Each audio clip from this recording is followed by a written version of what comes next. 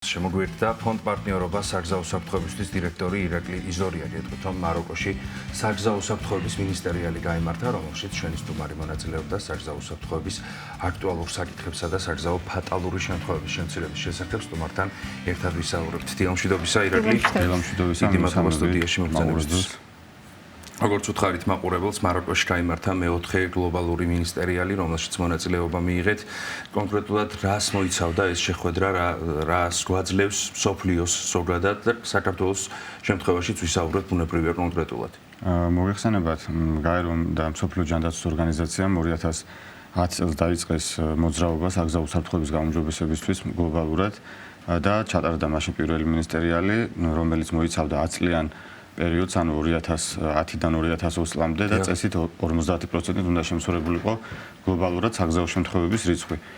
თუმცა 10 წლის განმავლობაში ვერ იქნა ეს მიზნები მიღწეული, მხოლოდ 5%-ით შემცირდა 2020 წლამდე და ისიც 30 ქვეყნის ხარჯზე მოხდა ამის შემცირება, ანუ განვითარებული ქვეყნის ხარჯზე და განვითარებად ქვეყნებში ვერ მოხერხდა.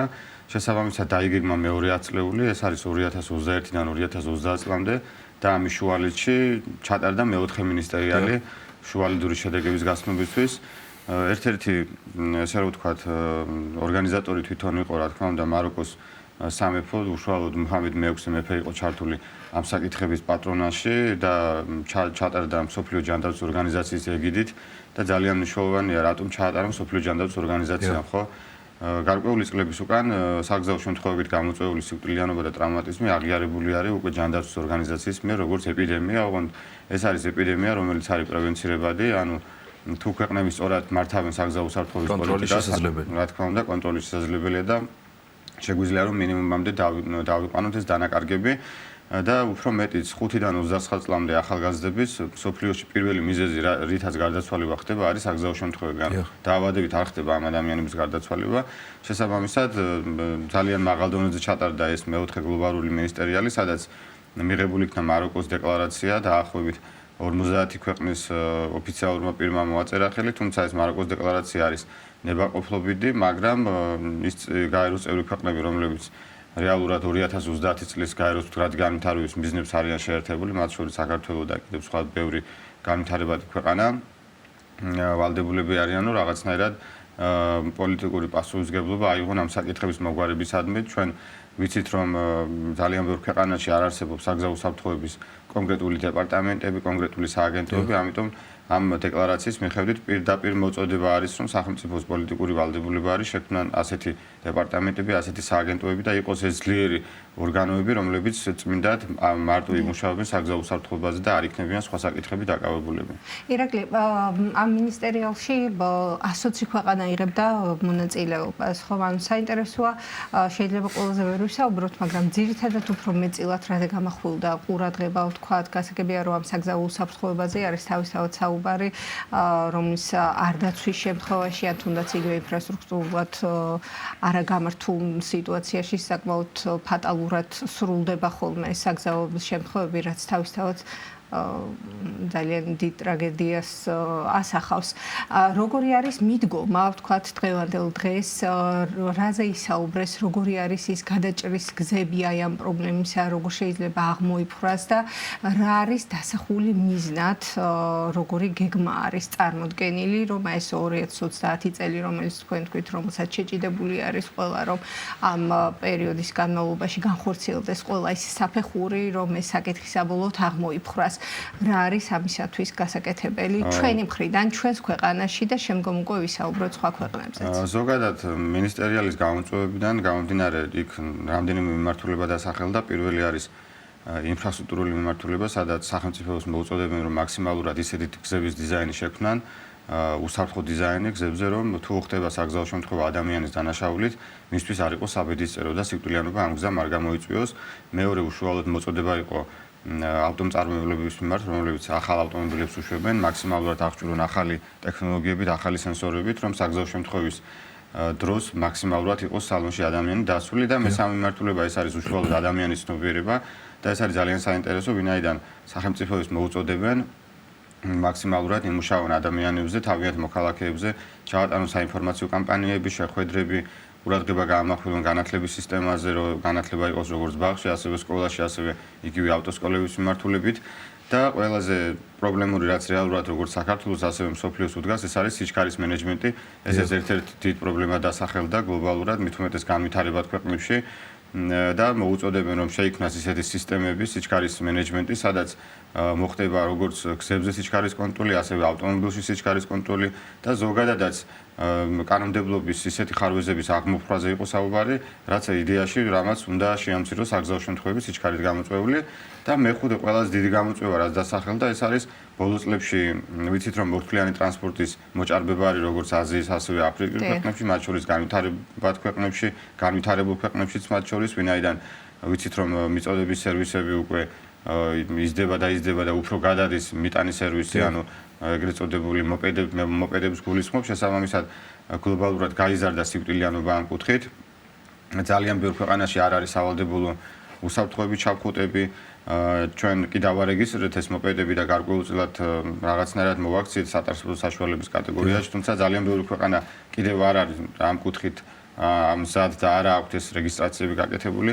შესაბამისად საგზაო უსაფრთხოების მიმართულებით მოწოდება არის პირდაპირ დეკლარაციაში, რომ როგორც სახელმწიფომ, ასევე დიდი წვლილი პასუხისმგებლობა მოდის იმ კომპანიებზე, ვისაც ესეთი ადამიანები დასაქმებულები ყავთ.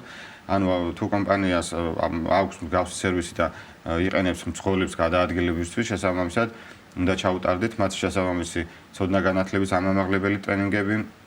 ვიცით რომ საქართველოში მოპედის მართვის მოწყობის აღება თეორიული გამოცდის საფუძველზე შეიძლება, ხოლო იქ რაღაც პრაქტიკული უნარჩვევები არ მოითხოვება, რა ძალიან დიდი შეცდომა არის, ვინაიდან ეს ადამიანები როგორც ნებისმიერი სატრანსპორტო საშუალების მძღოლი, თვითონაც მძღოლის კატეგორიაში გადის, ამიტომ აუცილებელი არის მათ მოუთხოვოთ, ესე რომ ვთქვათ, ტექნიკური დეტალების ცოდნა და ამისთვის თუ მართვის მოწყობის გამოცდების დროს არ არის სავალდებულო მოთხოვნა, აუცილებელი არის კომპანიამ თავის პასუხისმგებლობა ამაღლოს და ამ ადამიანებს შეასწავლოს ტექნიკური დეტალები.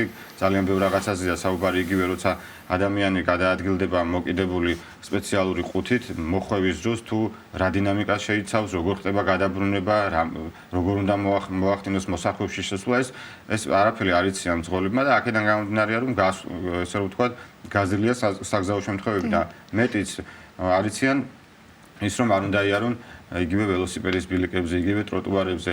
ბოლო პერიოდში მერიამ გააკეთა გამონაკლისი და საავტობუსო ზოლებში დაუშვა მოპედების გადაადგილება, თუმცა თუ ქალაქში გავალ და დავაკვირდებით, უმეტესობა მაინც საფეხმავლო ტროტუარებზე მოძრაობს და არ დადიან, ესე რომ ვთქვათ, საავტობუსო ზოლებშიც. დიახ. ირაკლი, აი სეზონების მიხედვით თუ არის განსხვავებული და არსებობს თუ არა ზოგადად რეკომენდაციები ზამთარში, რა რეკომენდაციები უნდა იყოს გათვალისწინებული ზაფხულში, ასე რომ სვამ კითხვას საქართველოს მარგალიტზე გვახსოვს რამდენიმე კვირის წინ დიდთოვლობა საქართველოს მასშტაბით, განსაკუთრებით დასავლეთ საქართველოში და საკმაოდ ბევრი პრობლემა გამოიწვია დიდთოვლობამ. რა რეკომენდაციებია კონკრეტულად ზამთარში, როგორ უნდა გამოიყენოს ავტოტრანსპორტი ადამიანმა თუ არის ამის შესახებ რჩევები? სხვადასხვა ქვეყნებს აქვთ სხვადასხვა მიდგომები, თუმცა ყველაზე მართებული და სწორი მიდგომა არის, როცა მძღოლები ზამთრის პერიოდში აბარებენ მართვის მოწყობას, ანუ იგივე მოყინულ გზებზე და შესაბამის კატეგორიას იღებენ, ვინაიდან ზაფხულისა და ზამთრის წარება აბსოლუტურად განსხვავდება ერთმანეთისგან და შეიძლება ისეთ უეცრად ისეთ მდგომარეობაში შეიქმნას მძღოლი, რომ დამნელობას კონდეს ადგილი და საგზაო შემთხვევა განვითარდეს.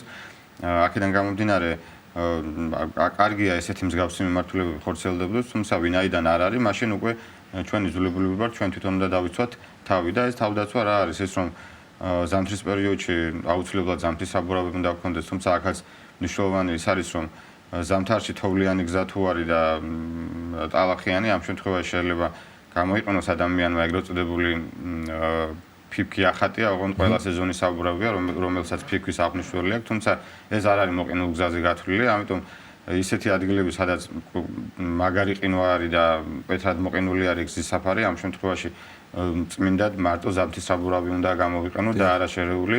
მით უმეტეს ჩვენი კანონმდებლობა უშვებს, რომ თუ ფიფკი ახატია შეიძლება გაგიშვას, თუმცა მაინც პირადი უსაფრთხოებისთვის არის და რაც შეეხება ზამთრის ესე რომ ვთქვათ გადაადგილებას, ჩვენ სამწუხაროდ არ აგვაქვს იმის ფუფუნება და ავტოსკოლების ისეთი ტექნიკური მატერიალური ბაზა და მოწყობა, რომ ადამიანმა შეძლოს ანუ ზამთრის პერიოდის იმიტაციით გაიაროს მართვის ესე რომ ვთქვათ კურსები, ანუ იქნება სპეციალური ხელოვნური საფარი. ეს სხვა ქვეყნებში ხო? სხვა ქვეყნებში არსებობს, საქართველოს არის 1-2 ადგილი, სადაც ჩვენი სპორტსმენები ვარჯიშობენ, თუმცა ამას არ აქვს მასიური ხასიათი, ეს არ არის რეგიონებში, შეიძლება თბილისში ერთიან ორგანი იყოს მხოლოდ. აქედან გამომდინარე წვდომა არ აქვს მომავალ მძღოლებს და იმ იმიტირებულ გზის საფარზე მოყინულზე ვერ ახორციელებენ ტარებას და როცა უკვე პირისპირ ასეთი პრობლემის წინაშე ხვდებიან, უკვე დაბნეულობას აქვს ადგილი და რა თქმა უნდა იზრდება საგზაო შემთხვევები, თუმცა ბოლო პერიოდში რაც ქვეყანა მიიღო ზამთრის საბურავების აუცილებლობის შესახებ და ასევე მაღალმთიან რეგიონში თუ საპატრულო პოლიციის წარმომადგენელი მოგთხოვს იმას, რომ მოსურვების საწინააღმდეგო ჯაჭვების კონდეს და ეს აუცილებელი არის, აი მსგავსი მიდგომებით გარკვეულწილად შემცირდა საგზაო შემთხვევები, ვინაიდან არ არიან მაღალმთიან რეგიონებში ესეთი ადამიანები დაშვებულები, თუმცა ფიქრობ, რომ მაინც მინდა ზამთრის საბურავებით უნდა მოხდეს გადაადგილება მაღალმთიან რეგიონებში, იმიტომ რომ დილის და საღამოს საათებში მაინც იყინება ეს გზები და ყინულზე კიდე თუმცა მხოლოდ კანონების შემოღება არ არის ამის საკმარისი, საზოგადოება უნდა იყოს თავისთავად პასუხისმგებლობა და საზოგადოების თვითშეგნების ამაღლება ძალიან მნიშვნელოვანი არის და მაქსიმალურად უფრო მეტი საგზაო უსაფრთხოების საინფორმაციო კამპანია, რომ მოსახლეობამ გაიგოს, გაიაზროს თუ რამდენად დიდი პრობლემები დგას მსგავსი საგზაო შემთხვევების უკან. გაუფრთხილდეთ როგორც ჩვენს თავს, ასევე ჩვენს თანამოქალაქეებს და წარმატებებს გისურვებთ. ძალიან დიდი მადლობა ირაკლი ბრძანებისთვის. ფონდ პარტნიორობა საგზაო უსაფრთხოებისთვის დირექტორი ირაკლი იზორია იყო ჩვენი სტუდიის სტუმარი.